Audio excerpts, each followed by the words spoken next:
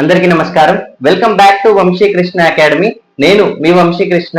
మనం notification details అనేది చూసాం కదా, ఇన్ సర్వీస్ టెట్ గురించి, స్పెషల్ టెట్ గురించి. మనం ఇక్కడ ఏంటంటే క్లాసెస్ కూడా చూద్దాము. సో మన ఫస్ట్ క్లాస్ వచ్చేసి మనం ఏం చూద్దామంటే ఇక్కడ child development and pedagogy, CDP. ఓకేనా, సిడిపిలోని ప్రీవియస్ ఇయర్ క్వశ్చన్స్ అనేది మనం ఇక్కడ ఈ క్లాస్ లో చూద్దాం. ఒక 10 ఒక 10. ఓకేనా, ఒక 10 ప్రీవియస్ పేపర్ అంటే ప్రీవియస్ క్వశ్చన్స్ కనుక మనం చూసినట్టయితే మనకు ఒక ఐడియా వస్తుంది ఎలా వస్తున్నాయి క్వశ్చన్స్. ఓకేనా, ఎలా ప్రిపేర్ అవుతే బాగుంటుంది, ఏ టాపిక్ నుంచి వస్తున్నాయి, ఇవన్నీ కూడా తెలుస్తాయి. కాబట్టి మనం ఒక ప్రీవియస్ టెట్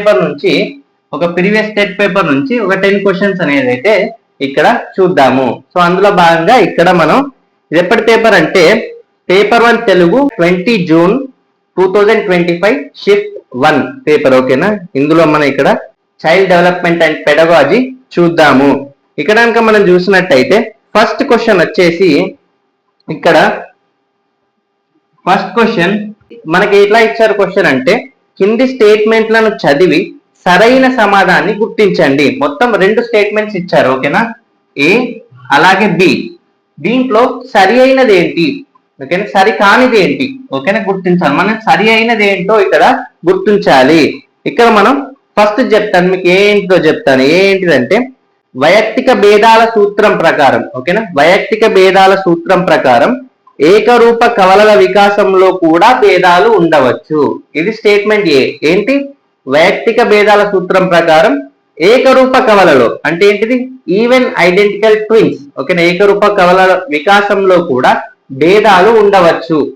అయితే ఇది కరెక్టా కాదా? ఇది కరెక్టే కదా, ఎందుకంటే ఇండివిజువల్ డిఫరెన్సెస్. ఓకేనా, ప్రిన్సిపల్ ప్రకారం మన ఏంటి ఇక్కడ అంటే ఏకరూప కవలలో కూడా డిఫరెన్సెస్ అనేది ఉండవచ్చు. ఇది కరెక్టే, కాబట్టి ఏ అనేది సరైనది. ఇక్కడ కనుక చూస్తే బి మనం ఇక్కడ చూద్దాము. వైయక్తిక భేదాల సూత్రం యొక్క అంతర్భావం ఏమిటంటే పిల్లలందరూ ఒకే వేగంతో పెరుగుతారు. పిల్లలందరూ ఒకే వేగంతో పెరుగుతారా? లేదు. కాబట్టి బి అనేది ఇక్కడ తప్పు. కాబట్టి మనకు ఏ అనేది సరైనది అని మనం ఇక్కడ గుర్తించాలి. ఈ విధంగా క్వశ్చన్స్ అడుగుతారు వాళ్ళు. ఓకేనా, కాబట్టి ఇలా మనం ప్రిపేర్ అవ్వాలి.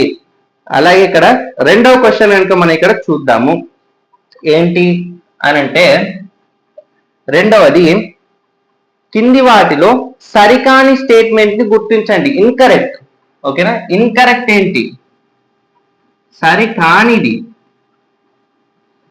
మొత్తం ఎన్ని స్టేట్మెంట్లు ఇచ్చారు? ఇక్కడ 4 స్టేట్మెంట్లు ఇవ్వడం జరిగింది. ఓకేనా, 1, 2, 3 అలాగే 4, 4 స్టేట్మెంట్స్ ని ఇవ్వడం జరిగింది. దాంట్లో మనకు తప్పకుండా క్వశ్చన్ గుర్తుంచుకోవాలి. కరెక్ట్ అడిగారా, ఇన్కరెక్ట్ అడిగారు? ఇక్కడ ఏం అడిగారు? ఇన్కరెక్ట్ అడిగారు. ఓకేనా, ఇన్కరెక్ట్ అడగడం జరిగింది అంటే సరికాని స్టేట్మెంట్ ని గుర్తించాలి.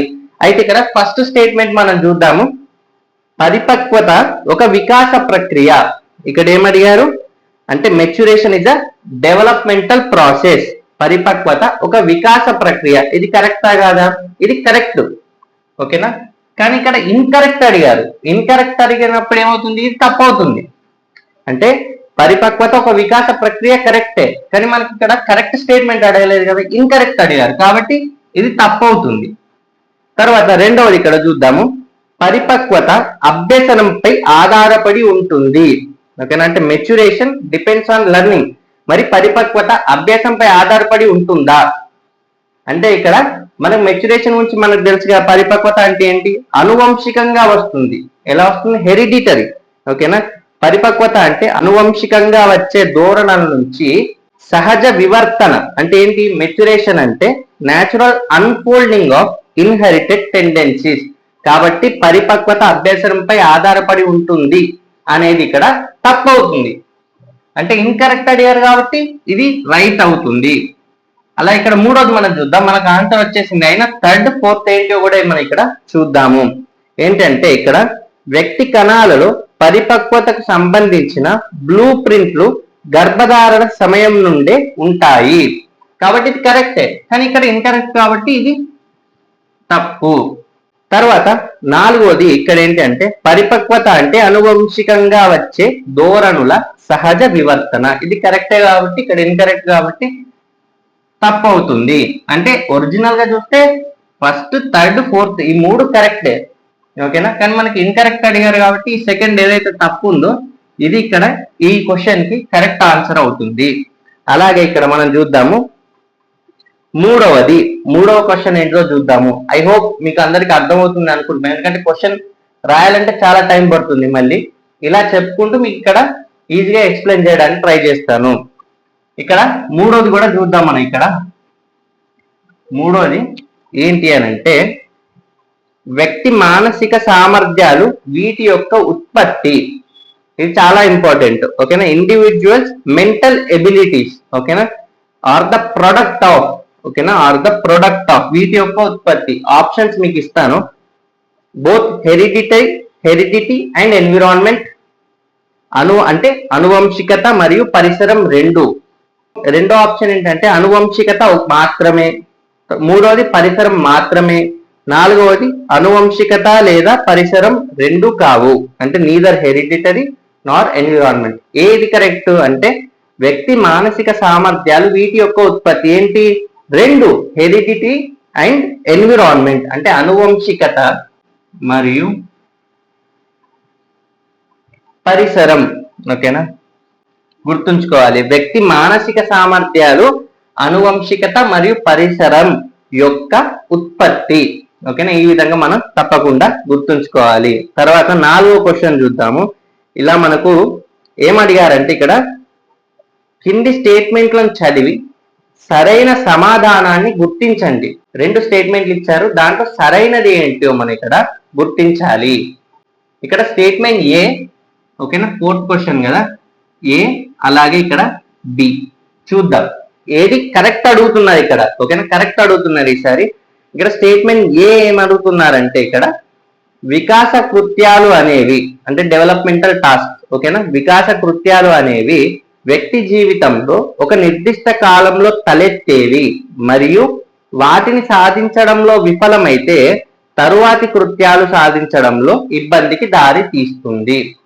సో ఇదైతే కరెక్టే కదా ఆప్షన్ వచ్చేసి. ఓకేనా, అంటే వికాస కృత్యాలు వ్యక్తి జీవితంలో నిర్దిష్ట కాలంలో తలెత్తాయి, అలాగే వాటిని సాధించడంలో విఫలమైంది అనుకోండి, అయితే తరువాతి కృత్యాలు సాధించడంలో కూడా ఇబ్బంది అనేది కలుగుతుంది కదా. కాబట్టి స్టేట్మెంట్ ఏ అనేది కరెక్ట్ అవుతుంది. అలా ఇక్కడ స్టేట్మెంట్ బి చూద్దాము. రచన తన 6 నెలల కొడుకు ఓకేనా ఇంకా స్వయంగా పక్కకు తిరగడం లేదని ఆందోళన చెందుతుంది. ఇక్కడ ఎందుకంటే ఇది అతని తరువాతి కృత్యాలైన పాకడం, నిలబడడం మొదలైన వాటిపై కూడా ప్రభావం చూపుతుందని ఆమె భావిస్తుంది. కరెక్టే కదా. సో ఈ విధంగా ఇందాక చెప్పినట్టే ఇక్కడ ఏంటి, తన 6 నెలల కొడుకు పక్క తిరగడం లేదని తాను ఆందోళన చెందుతుంది. ఎందుకంటే ఇది తర్వాతి కృత్యాలు ఉంటాయి కదా, ఏంటి పాకడం కావచ్చు, తర్వాత నిలబడటం కావచ్చు, వీటిపైన కూడా ప్రభావం చూపిస్తుంది. కాబట్టి ఇక్కడ 2 స్టేట్మెంట్లు ఏ అలాగే బి 2 కూడా కరెక్టే అవుతుంది, 2 కూడా సరి అయినవే. తర్వాత ఇక్కడ మనం చూస్తే 5వది according to Kohlberg stages of moral development are అంటే కోల్బర్గ్ ప్రకారం నైతిక వికాసం యొక్క దశలు. ఓకేనా, ఇది గుర్తుంచుకోవాలి. ఓకేనా, కోల్బర్గ్ ప్రకారం నైతిక వికాసం యొక్క దశలు ఏంటి? 4 ఆప్షన్స్ ఇస్తాను. సంస్కృతికి సంబంధించినవి కల్చర్ స్పెసిఫికా, లేకపోతే రెండో ఆప్షన్ యూనివర్సల్ సార్వత్రికమైనవా, లేకపోతే different in boys and girls అబ్బాయిలు మరియు అమ్మాయిలలో వేరుగా ఉంటాయా, లేదా 4వది నాట్ ఐడెంటిఫైయబుల్ అంటే గుర్తించలేనివా. ఇక్కడ కనుక మనం చూస్తే కోల్బర్గ్ ప్రకారం నైతిక వికాసం యొక్క దశలు అనేవి యూనివర్సల్ అంటే ఏంటి అంటే సార్వత్రికమైనవి. ఓకేనా, అంటే ఏంటి యూనివర్సల్ అంటే according to Kohlberg stages of moral development are universal. ఇది కూడా గుర్తుంచుకోవాలి. చూసారుగా క్వశ్చన్స్ ఎలా అడుగుతున్నారో. మనకి ఇక్కడ కోల్బర్గ్ గురించి అడిగారు, ఇక్కడ హెరిడిటీ ఎన్విరాన్మెంట్ గురించి అడిగారు. ఈ విధంగా డిఫరెంట్ కాన్సెప్ట్స్ నుంచి కూడా మన క్వశ్చన్స్ అనేది వస్తాయి. సో ఇక్కడ 6వ క్వశ్చన్ కూడా మనం ఇక్కడ చూద్దాము. ఏంటి అంటే గ్రేడ్ 2 విద్యార్థిని సపర్ణకి కూడికలు చేయడం తెలుసు, అడిషన్ తెలుసు. ఎంత? 2nd class విద్యార్థినికి. ఆమె టీచర్ ఒక లెక్కను 2x3గా ఇవ్వడం ద్వారా గుణకారాన్ని ప్రవేశపెట్టారు. ఓకే, తన టీచర్ మన 6వ క్వశ్చన్ కదా, ఎలా ఇచ్చారు? 2x3 ఇలా ఇవ్వడం ద్వారా ఏమైంది? గుణకారం మల్టిప్లికేషన్ ని ఇక్కడ ఇంట్రొడ్యూస్ చేయడం అనేది జరిగింది టీచర్. 2 × 3 అంటే 2 × 3 అంటే 2ను 3 సార్లు కూడడం అని వివరిస్తున్నారు. తను ఎలా వివరిస్తూ ఉంది, 2 × 3 అంటే గుణకారాన్ని ప్రవేశపెట్టినప్పుడు ఏమంటుంది, 2ను 3 సార్లు కలపాలి. మనకు ఆల్రెడీ కూడికలు వచ్చని మనం అనుకున్నాం కదా. పియాజే ప్రకారం, ఎవరి ప్రకారం, పియాజే ప్రకారం గుణకారం అనే భావనను గ్రహించడానికి ప్రయత్నిస్తున్న సపర్ణ ఈ స్థితిలో ఉంది.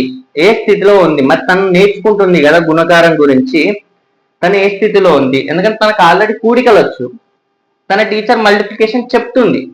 ఆమె ఏ స్థితిలో ఉంది, స్టూడెంట్ అంటే ఇక్కడ ఫస్ట్ ఆప్షన్ ఈక్విలిబ్రియం, సమతుల్యతన. రెండో ఆప్షన్ డిస్ఈక్విలిబ్రియం, అసమతుల్యతన. లేకపోతే ఇర్రివర్సిబిలిటీ, విపర్యాత్మక భావన లోపమా. లేకపోతే అసిమిలేషన్ అంటే సాంశీకరణమా. సో ఇక్కడ కనుక మనం చూస్తే ఇక్కడ మనకు ఆప్షన్ అనేది పేపర్ లో డిస్ఈక్విలిబ్రియం అని ఇవ్వడం జరిగింది. బట్ నాకు తెలిసినంత వరకు కూడా ఆప్షన్ వచ్చేసి అసిమిలేషన్ అవుతుంది, అంటే సాంశీకరణం. అంటే ఏంటంటే మనం ఇక్కడ చూద్దాము, ఇక్కడ ఏంటంటే ఈక్విలిబ్రియం అంటే ఏంటి, కొత్త జ్ఞానం మరియు పాత జ్ఞానం మధ్య సమతుల్యత స్థితి. ఓకేనా. డిస్ఈక్విలిబ్రియం అంటే ఏంటి అంటే అసమతుల్యత అంటే ఏంటి, కొత్త విషయం అర్థం కాక గందరగోళం ఏర్పడిన స్థితిని ఏమంటారంటే అసమతుల్యత అంటారు. కొత్త విషయం అర్థం కాక గందరగోళం ఏర్పడిన స్థితి. అలాగే ఇక్కడ ఇర్రివర్సిబిలిటీ అంటే ఏంటి, తిరిగి ఆలోచించలేకపోవడాన్ని ఇర్రివర్సిబిలిటీ అంటారు. అదే ఇక్కడ అసిమిలేషన్, సాంశీకరణం అంటే ఏంటి అంటే మనం ఇక్కడ చూద్దాము. సాంశీకరణం అంటే ఏంటంటే పాత జ్ఞానంలోకి కొత్త జ్ఞానాన్ని చేర్చడం. అంటే తనకు ఆల్రెడీ కూడికలు వచ్చు కదా, అడిషన్ వచ్చు కదా, ఇప్పుడు మల్టిప్లికేషన్ నిరూపిస్తున్నారు. ఎలా, 2 × 3 అంటే 2ని 3 టైమ్స్. ఓకేనా, 2ని 3 టైమ్స్ యాడ్ చేస్తే అది మల్టిప్లికేషన్ అవుతుంది. అంటే ఈ విధంగా ఈ ఎగ్జాంపుల్ లో 2 × 3 అంటే ఏంటి, 2ను 3 సార్లు యాడ్ చేయడం కదా. సో తను సాంశీకరణం అనే స్థితిలో ఇక్కడ ఉన్నది. ఇది మనం ఇలా గుర్తుంచుకోవాలి. తర్వాత కనుక మనం చూస్తే ఇక్కడ 7వ క్వశ్చన్ అనేది మనం ఇక్కడ చూద్దాము.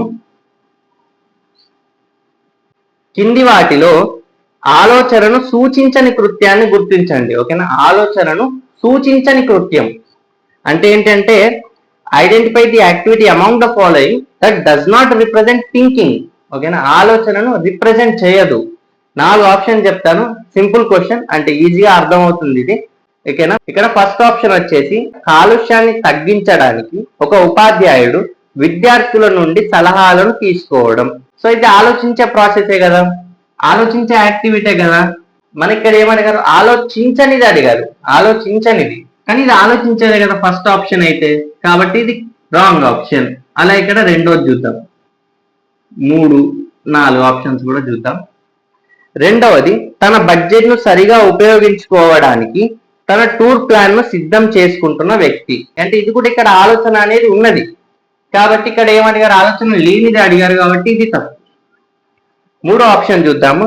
ఆరోగ్య సంరక్షణకు సంబంధించిన ఒక నిర్దిష్ట ఉత్పత్తిని ఉపయోగించడం గురించి ఒక సమూహం చర్చించడం అంటే ఆలోచన అనేది తప్పకుండా ఉంటుంది, కాబట్టి ఇక్కడ ఆలోచన సూచించనిది అడిగారు, కాబట్టి ఇక్కడ ఆలోచన ఉంది, కాబట్టి ఇది తప్పు అవుతుంది. ఇక మిగిలింది 4వ ఆప్షన్ చూద్దాం.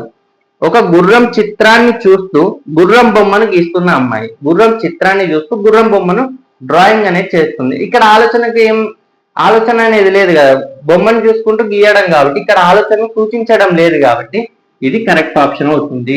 ఇలా కూడా మనకు క్వశ్చన్స్ అడుగుతారు, కాబట్టి అన్ని రకాలుగా మనం ప్రిపేర్ అవ్వాలి. చూస్తే మీరు ఇప్పటికే అన్ని క్వశ్చన్ ఒక్కో రకం ఉంది, కాబట్టి మనం ఈ విధంగా ప్రిపేర్ అయితే ఇంకా యూస్ఫుల్ అవుతుంది. ఓకేనా, స్పెషల్ టెట్ కైనా సరే, జనరల్ నార్మల్ టెట్ కైనా, ఎవరికైనా కూడా చాలా ఇలా యూస్ఫుల్ అవుతుంది. మన ఇలా ప్రీవియస్ ఇయర్ క్వశ్చన్స్ చూస్తే ఏంటంటే ఎలా అడుగుతున్నారు క్వశ్చన్స్, ఏ టాపిక్ నుంచి అడుగుతున్నారు అనేది చాలా యూస్ఫుల్ అవుతుంది. మనకు వచ్చే ఎగ్జామ్స్ లలో తెలుస్తుంది, యూస్ఫుల్ అవుతుంది. ఇక్కడ 8th క్వశ్చన్ మనం చూద్దాం. ఏమడిగారంటే ఇక్కడ మన సామర్థ్యాలు, లక్షణాల గురించి మన అవగాహన, ఆలోచనను ఇలా అంటారు. ఓకేనా, మన సామర్థ్యాలు, ఓకేనా, లక్షణాల గురించి మన అవగాహన, ఆలోచనను ఇలా అంటారు. అంటే ఏంటి, our perception and ideas about our capabilities and qualities is known as. 4 options ఉన్నాయి. సెల్ఫ్ కాన్సెప్ట్, స్వీయ భావన అంటారా, సెల్ఫ్ ఎస్టీమ్, ఆత్మగౌరవం అంటారా, లేకపోతే సెల్ఫ్ రెగ్యులేషన్, స్వీయ నియంత్రణ అంటారా, లేకపోతే సెల్ఫ్ ఎఫికసీ అంటే స్వీయ సమర్థత అంటారా. అంటే ఆన్సర్ వచ్చేసి ఇక్కడ సెల్ఫ్ కాన్సెప్ట్, స్వీయ భావన. ఓకేనా, మన సామర్థ్యాలు లక్షణాల గురించి మన అవగాహన ఆలోచనను ఏమంటారు? సెల్ఫ్ కాన్సెప్ట్ అంటారు, స్వీయ భావన అంటారు. తర్వాత 9వది చూద్దాము. One of the following is not a cause of truancy. అంటే కింది వాటిలో ఒకటి గైర్హాజరుకు కారణం కాదు. ఎక్కువ కాదు, ఇన్కరెక్ట్ ఇలా ఆడుతున్నా క్వశ్చన్ కరెక్ట్ గా చదవాలి.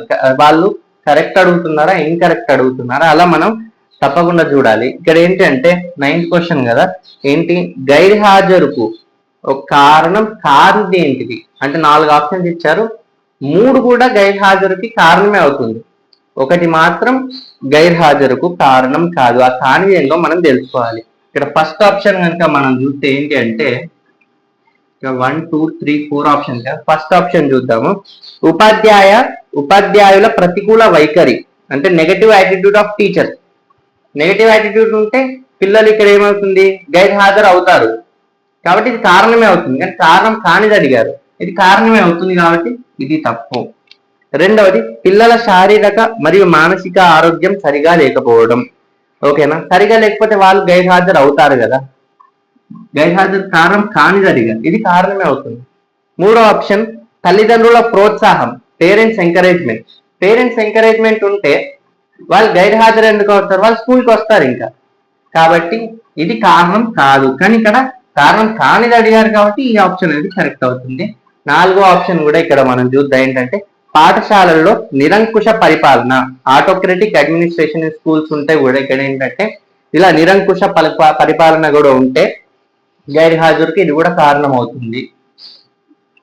ఇలా కారణం అవుతుంది కాబట్టి ఇక్కడ కారణం కానిది అడిగారు కాబట్టి తప్పు అవుతుంది. ఇక మన లాస్ట్ క్వశ్చన్ చూద్దాం, 10th క్వశ్చన్. ఒక ప్రాథమిక పాఠశాల ఉపాధ్యాయురాలు విద్యార్థుల నిష్పాదనను మెరుగుపరచడంలో తల్లిదండ్రుల ప్రమేయం యొక్క ప్రభావాన్ని చూడడానికి ఒక అధ్యయనాన్ని ప్రారంభించింది. పట్టభద్రులైన తల్లిదండ్రుల పిల్లలను అంటే గ్రాడ్యుయేట్ ఉంటారు కదా, గ్రాడ్యుయేట్ పేరెంట్స్ ఉంటారు కదా, పట్టభద్రులైన తల్లిదండ్రుల పిల్లలను ఆమె ఎంపిక చేసుకొని ఆ తల్లిదండ్రులను పాఠశాల తరువాత పిల్లలతో ఖచ్చితంగా 1 గంట సమయం గడపాలని, వారికి చదువులో సహాయం చేయాలని అభ్యర్థించింది. ఇక్కడ తల్లిదండ్రులందరూ ఉపాధ్యాయురాలి సూచనను ఖచ్చితంగా పాటించారు, వాళ్ళందరూ కూడా పాటించారు. 1 గంట సేపు అనేది స్పెండ్ చేశారు, అలాగే వాళ్ళ స్టడీస్ లో హెల్ప్ అనేది చేశారు పేరెంట్స్, ఇక్కడ గ్రాడ్యుయేట్ అయిన పేరెంట్స్. ఈ క్రింది వాటిలో జోక్య చర్యలు అడిగారు. ఓకేనా, ఇది చాలా ఇంపార్టెంట్. ఓకేనా, అంటే ఏంటి అంటే ఇంగ్లీష్ లో కూడా చెప్తాను. ఏంటి అంటే ఇంటర్వీనింగ్ వేరియబుల్స్. ఓకేనా, ఇంటర్వీనింగ్ వేరియబుల్స్ ఏంటి మరి, ఇందులో జోక్య చరాలు ఏంటి అని అడిగారు. ఇక్కడ ఏంటి చెప్తా, ఇక్కడ 4 ఆప్షన్స్ ఇచ్చారు, దాంట్లో ఏంటి 1 2 3 4 ఎన్ని? ఫస్ట్ ఆప్షన్ ఫస్ట్ ఏ ఏమి ఇచ్చారంటే ఇక్కడ మనకు చూస్తే ఇక్కడ చూద్దాం, ఇలా ABCD. ఏ ఏమి ఇచ్చారంటే ఎబిలిటీ ఆఫ్ ద స్టూడెంట్ అంటే విద్యార్థి సామర్థ్యం. ఓకేనా, అలా ఇక్కడ బి ఏమి ఇచ్చారంటే పర్ఫార్మెన్స్ ఆఫ్ స్టూడెంట్స్ అంటే విద్యార్థుల నిష్పాదన. సి ఏమి ఇచ్చారంటే పేరెంట్స్ ఇన్వాల్వ్మెంట్ అంటే తల్లిదండ్రుల ప్రమేయం. అలాగే డి ఏమి ఇచ్చారంటే learning style of students, learning style of the students అంటే విద్యార్థుల అభ్యసన శైలి. ఇక్కడ జోక్య చరాలు ఏంటి మరి? ఓకేనా, ఇందులో జోక్య చరాలు ఏంటి అని అంటే ఇక్కడ ఎబిలిటీ ఆఫ్ ద స్టూడెంట్ విద్యార్థి సామర్థ్యం, అలాగే ఇక్కడ డి ఆప్షన్ అయినటువంటి ఇక్కడ విద్యార్థుల అభ్యసన శైలి. ఈ రెండు కూడా మనకు జోక్య చరాలు, ఇంటర్వీనింగ్ వేరియబుల్స్. సో ఇక్కడ మనం ఇక్కడ క్లియర్ గా ఒకసారి చూద్దాం. మనం ఇక్కడ జోక్య చరాలు అంటే ఏంటి, అలాగే స్వతంత్ర చరాలు అంటే ఏంటి, అలాగే ఆధారిత చరాలు అంటే ఏంటో ఇక్కడ మనం చూద్దాం. 4 ఆప్షన్స్ ఇచ్చారు కదా, సింపుల్. ఈ క్వశ్చన్ మనకు తెలిసింది కదా, టీచర్ ఏం చెప్పింది, గ్రాడ్యుయేట్ అయిన పేరెంట్స్ ని ఇక్కడ వాళ్ళ పిల్లలకు 1 గంట టైం స్పెండ్ చేయాలి, వాళ్ళకి చదువులో హెల్ప్ చేయాలని చెప్పింది. ఓకేనా, 4 ఆప్షన్స్ ఇచ్చారు, విద్యార్థి సామర్థ్యం, విద్యార్థుల అభ్యసన శైలి, తల్లిదండ్రుల ప్రమేయం, విద్యార్థుల నిష్పాదన. ఇందులో జోక్య చరాలే ఇవి. ఇంటర్వీనింగ్ వేరియబుల్స్ ఏంటి అన్నారు, ఆన్సర్ వచ్చేసి ఇక్కడ ఏంటి విద్యార్థి సామర్థ్యం, అలాగే విద్యార్థుల అభ్యసన శైలి. ఎందుకు అంటే ఇక్కడ మనం ఎక్స్ప్లెనేషన్ ద్వారా తెలుసుకున్నాము. ఇక్కడ ఏంటి అంటే ఇంటర్వీనింగ్ వేరియబుల్ అంటే ఏంటంటే జోక్య చరాలు అంటే ఏంటి అంటే కారణం మరియు ఫలితాల మధ్యలో ఉండి, కారణం అంటే కాజ్ అలాగే రిజల్ట్ కి మధ్యలో ఉండి రిజల్ట్ ని ప్రభావితం చేసేవి. అంటే ఏంటి విద్యార్థి సామర్థ్యం అలాగే విద్యార్థుల అభ్యసన శైలి, ఇవి రెండు కూడా జోక్య చరాలు అవుతాయి. అలాగే ఇక్కడ మరి ఇక్కడ స్వతంత్ర చరం ఇండిపెండెంట్ వేరియబుల్ ఏంటి అంటే తల్లిదండ్రుల ప్రమేయం అంటే ఏంటో నేను ఇక్కడ చెప్తాను మీకు. పరిశోధకుడు మార్చే లేదా నియంత్రించే అంశాన్ని ఏమంటారంటే ఇండిపెండెంట్ వేరియబుల్. దీన్ని మనం కారణం కాజ్ అని కూడా అంటాము. అంటే ఇక్కడ ఏంటి, ఉపాధ్యాయుడు రోజు 1 గంట తల్లిదండ్రులు పిల్లలతో గడపాలి అని చెప్పాడు. కాబట్టి పేరెంట్స్ ఇన్వాల్వ్మెంట్ ఏదైతే ఉందో దీన్ని మనం ఏమంటారంటే ఇండిపెండెంట్ వేరియబుల్ అంటారు. ఇంటర్వ్యూనింగ్ వేరియబుల్ కాదు, ఇది స్వతంత్ర చరం అవుతుంది, జోక్య చరం అవ్వదు. అలాగే ఇక్కడ ఇంకొక ఆప్షన్ కూడా ఇచ్చారు, విద్యార్థుల నిష్పాదన.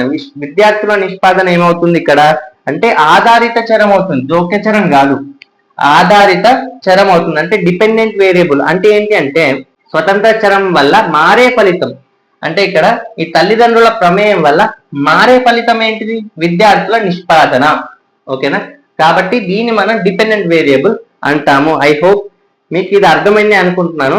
ఎందుకంటే మనకు జోక్య చరాలు, స్వతంత్ర చరం, అలాగే ఆధారిత చరం. ఓకేనా, ఇక్కడ జోక్య చరాలు వచ్చేసి విద్యార్థి సామర్థ్యం, విద్యార్థుల అభ్యసన శైలి. ఎందుకంటే ఇవి కారణానికి అలాగే రిజల్ట్ కి, ఓకేనా, కాజ్ కి రిజల్ట్ కి మధ్యలో ఉండి రిజల్ట్ ని మార్చుతున్నాయి కదా.